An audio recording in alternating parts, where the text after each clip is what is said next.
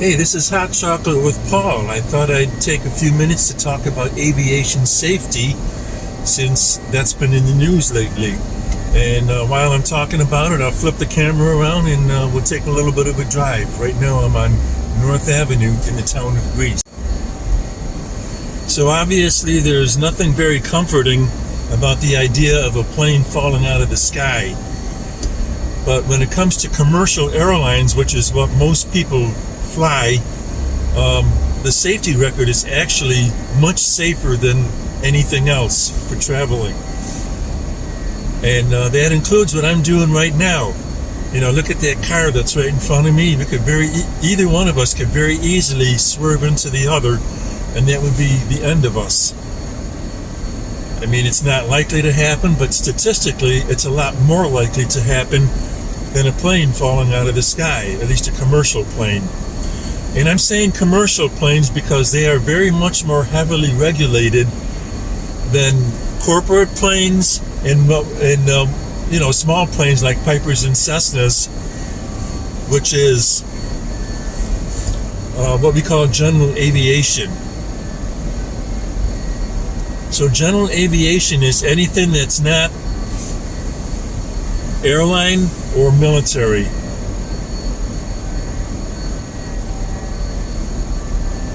So I'll start with general aviation. I am a private pilot. Truthfully, I have not flown since 2012. That's the last time I flew. But during my days of flying, I did a fair amount over the years, averaging somewhere between 30 and 40 hours a year, which is about average for somebody who, like me, who did it as a hobby. I had to be careful when it came to safety, and that's one of the things we train in. Aviation safety is one of the most important things when it comes to training to fly, and a lot of time is spent on that. So some of the reasons that small planes would have accidents include fuel mismanagement, basically running out of gas, or flying into weather that you should not be flying into, or not handling the plane in a safe manner. I think there's a better term for it, but it's escaping me at the moment. And if you're careful about those three things, generally speaking, you're in good shape. We're coming up to the intersection of Ridge Road and Elmgrove right now, so I'm about to take a drive down Elmgrove Road in Greece. I try to vary it up when I do these driving videos.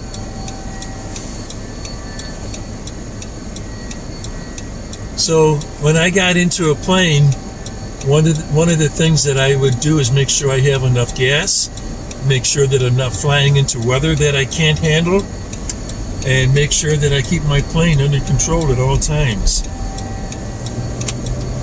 I personally know a few people who have died in plane crashes. One of them was from fuel mismanagement. He ended up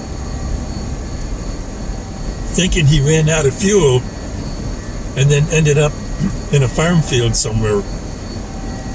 But when he landed, the plane burst into flames, and that tells you right there that there was plenty of gas on board. So the investigation showed that he had not switched to a fuel tank that had gas in it when he ran the fuel tank that he was working on dry. So that's fuel mismanagement right there. And the others, there was two people in a plane.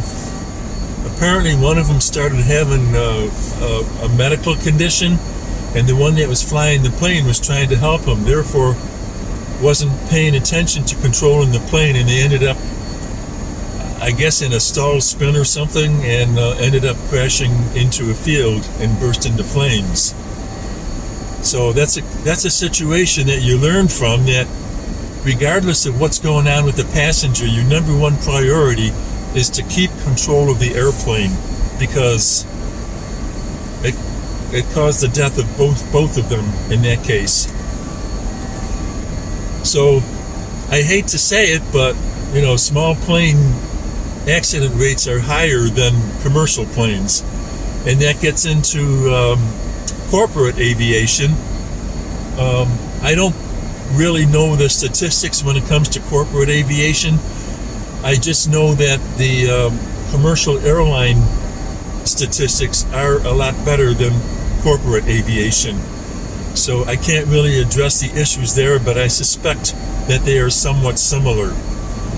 So with commercial aviation, it's a whole different set of rules under the FAA, the Federal Aviation Administration, that governs how these planes are supposed to be flown and operated. And therefore the safety record is a lot higher. Again, statistically, we're talking about commercial airlines. Sorry, trying to get my thoughts here for a second. We're talking about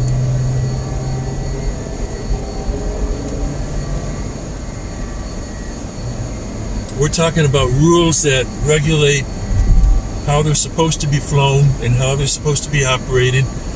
The fact that there are 2 pilots on each one of these planes. So if something happens to one, the other one will cover. In theory, these planes can be flown by one pilot. I personally would not get into a plane that I knew was being flown by only one commercial pilot for a jetliner like that.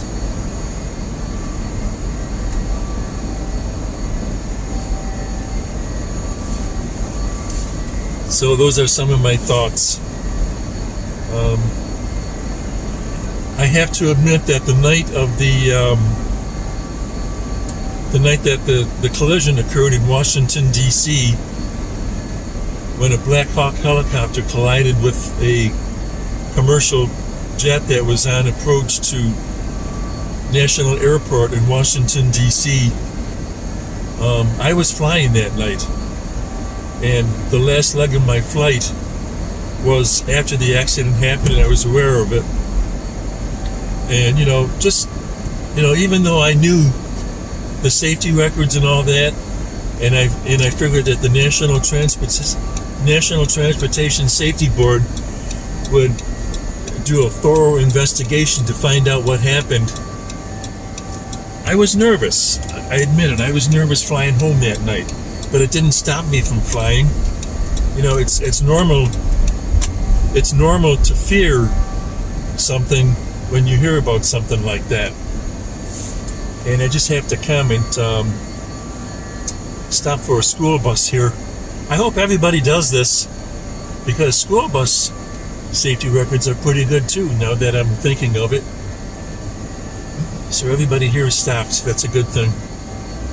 You never know when kids are going to come running out from somewhere. So that night I was flying home, the night of that accident, I was flying home, and let's see if these people stop too.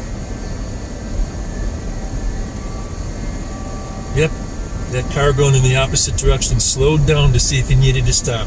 That's exactly what needs to happen. Exactly. Done perfectly.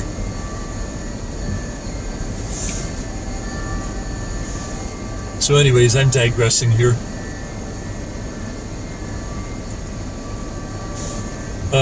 Anyways, the night I was flying home,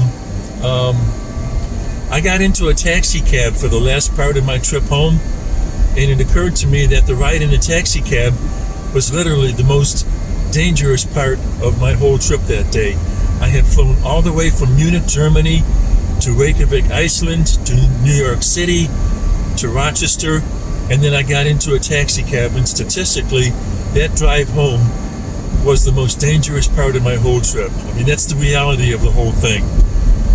People let their fears get in their way, and that's how it is. So those are some of my thoughts about aviation safety. And I'm just going to wait for this one more school bus situation here. Everybody stopped. That's a good thing. So there's a car waiting in the opposite direction, and everybody in this direction is obviously stopped behind the school bus. That's all I've got for today. Those are my thoughts on aviation safety with a little bit of school bus safety mixed in. I'm Paul Package. This has been Hot Chocolate with Paul. Have a good day.